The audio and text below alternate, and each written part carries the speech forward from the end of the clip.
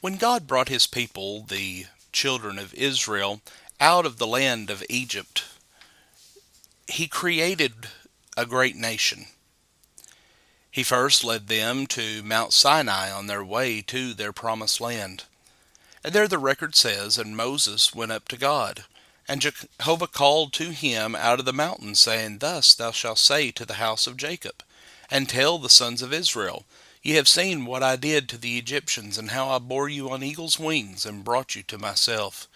Now therefore, if ye will obey my voice indeed, and keep my covenant, then ye shall be my own possession from among all peoples. For all the earth is mine, and ye shall be to me a kingdom of priests, and a holy nation." Exodus 19, verses 3 through 6. God also said to his people Israel that if they kept their covenant with him, then thou shalt be blessed above all peoples. Deuteronomy 7 and verse 14. But alas, they failed to keep their covenant with him. Nevertheless, a small minority of them did remain faithful, and it was from those men that God wrote his holy book, the Bible. That book contains treasures of knowledge and wisdom that cannot be surpassed, for it has the potential to transform both men and nations to greatness. But what about America today?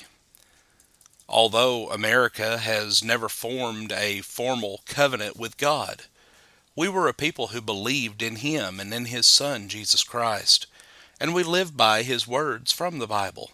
Indeed, we were known as the people of the Bible. Consequently, we became blessed above all peoples.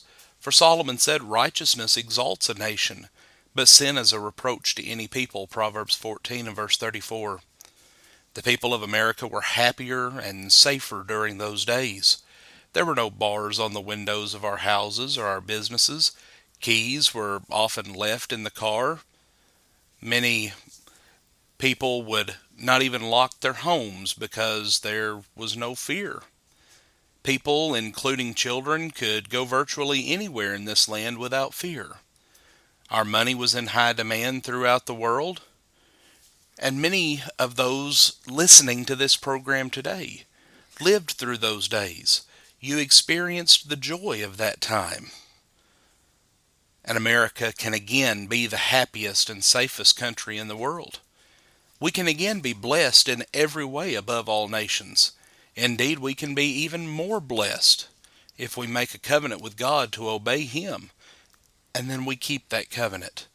For God will respect our covenant with him, and he will open the windows of heaven and bless us, because Peter said when he saw that God was accepting Gentiles into the church, "In truth, I am overwhelmed that God is not partial, but in every nation he who fears him and works righteousness is acceptable to him." Acts 10, verses 34 and 35.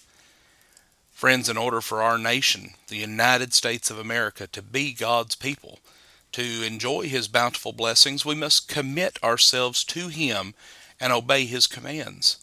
America must abandon the evil philosophies of humanism and must worship and serve God only. That means we must replace our ideologies as they are today. We must come back to an appreciation of the moral code that is found in God's Word. We must view ourselves as a united nation and take those steps to make sure that we are united on this foundation of God's Word. The only constitution that we need is our covenant with God. And that would consist of our commitment to his Son, Jesus Christ, because God has made him Lord of Lords and King of Kings, Revelation 17 and verse 14. Plus our obedience to his will for us, that is expressed in his Word. The principles and examples from the Bible will show us the way. And that's the only standard that we need for America to follow God's way. In order to formulate our government and its laws, we need to look only to the guidance of God. For America, God's will not be ruled by a strict legal system with lawyers wrangling over technicalities. We will certainly need laws, but those laws will be applied with wisdom and righteousness by our enlightened and righteous judges, not juries of the common people. America, God's way, will be a people of righteousness, not a library of laws for a legal system, for unless our people, especially our rulers and judges, love truth and righteousness, no amount of laws will save us from evil. And we must remember that Paul tells us, for all will stand before the judgment seat of Christ, and we will give an account of the things that we've done in this life, whether they have been good or evil. Folks, that's the important standard. That's what we must base our understanding and base our lives upon.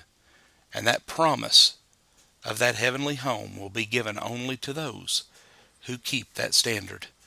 Thank you for considering these things today, and have a blessed day.